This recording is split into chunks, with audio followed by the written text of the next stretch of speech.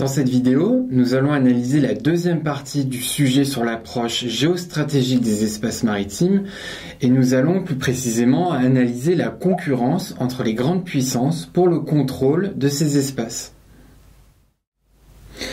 Le premier enjeu qui se présente concernant le contrôle des mers et des océans concerne la sécurisation des flux maritimes.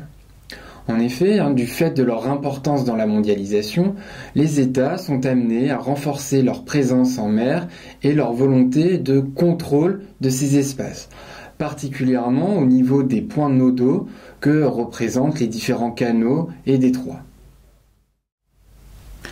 Face à ces différentes menaces, comme l'émergence d'une piraterie moderne, les États sont donc amenés à renforcer leur présence en mer grâce à différents dispositifs.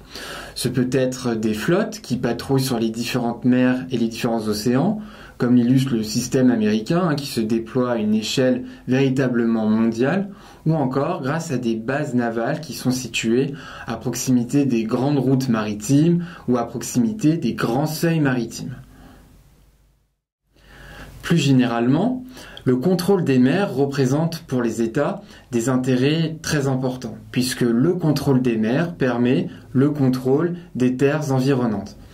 Dans le domaine militaire notamment, le contrôle des mers offre aux États une capacité de projection qui leur permet d'intervenir dans les différentes régions voisines. Pensez par exemple aux bases navales ou aux porte-avions qui offrent la possibilité de bombarder un pays ennemi voisin. Logiquement, le contrôle des espaces maritimes reflète à l'échelle mondiale la hiérarchie des grandes puissances. Le contrôle géostratégique des espaces maritimes implique en effet la maîtrise d'une technologie complexe et très coûteuse, comme un nombre suffisant de porte-avions, de bases militaires, de sous-marins, qui soient capables de patrouiller en permanence en mer.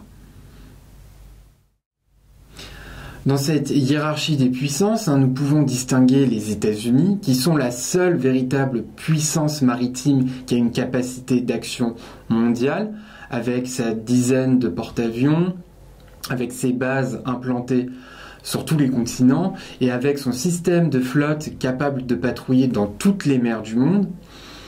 Ensuite, nous pouvons distinguer des puissances moyennes comme la France, la Grande-Bretagne, des puissances en déclin comme la Russie qui est l'héritière de l'ancienne grande puissance soviétique, et enfin une puissance navale émergente qui est la Chine et qui cherche à contrôler son espace maritime proche.